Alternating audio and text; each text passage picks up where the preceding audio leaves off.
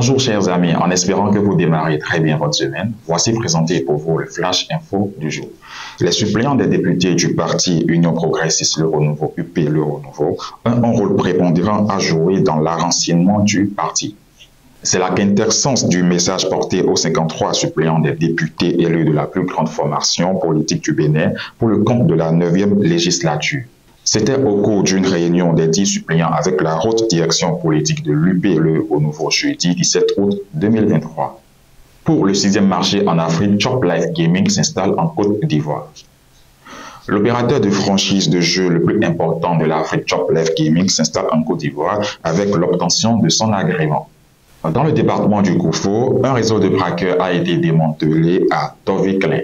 Les éléments du commissariat central de la commune de Toviklen dans le département du Koufo ont démantelé un réseau de braqueurs le samedi 19 août 2023.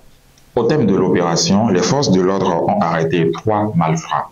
Plusieurs objets d'origine douteuse ont été également saisis. Au nombre de ces objets, on retrouve des motos, une imprimante, une photocopieuse, un poste téléviseur et autres objets avec une somme de plus d'1 million de francs CFA.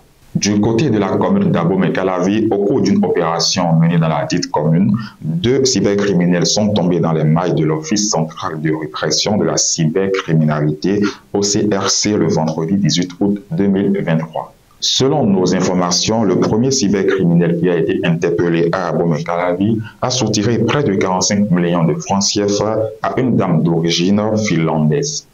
Le second, pour sa part, a été pris dans sa maison avec plus de 1204 GSM béninoises et d'ailleurs. Placés en garde à vue dans les cellules de l'OCRC, ils vont comparaître dans les prochains jours devant le procureur spécial de la Cour de répression des infractions économiques du terrorisme, CRIET. En attendant, une enquête est ouverte par l'OCRC. Dans le monde des médias, le célèbre animateur Venance Bokossa, alias Feni Venance, repose désormais à sa dernière demeure au cimetière d'Anto de Porto Novo. Il a été inhumé le jeudi 17 août 2023 après une messe corps présent dite à la cathédrale Notre-Dame de l'Immaculée Conception de Porto Novo. Et dans le secteur de l'éducation, les bacheliers de Parakou sont orientés sur les métiers d'avenir. L'Agence nationale pour l'emploi ANPE poursuit ses journées d'orientation et d'information à l'endroit des jeunes et des bacheliers en vue de les orienter sur les métiers d'avenir et besoins qui apparaissent sur le marché.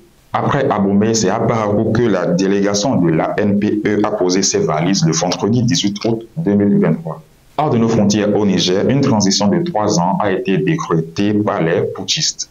Le Conseil national de la sauvegarde de la patrie CNSP a décrété samedi 19 août 2023 une transition au Niger après le coup d'État du 26 juillet 2023 contre le président Mohamed Bazoum.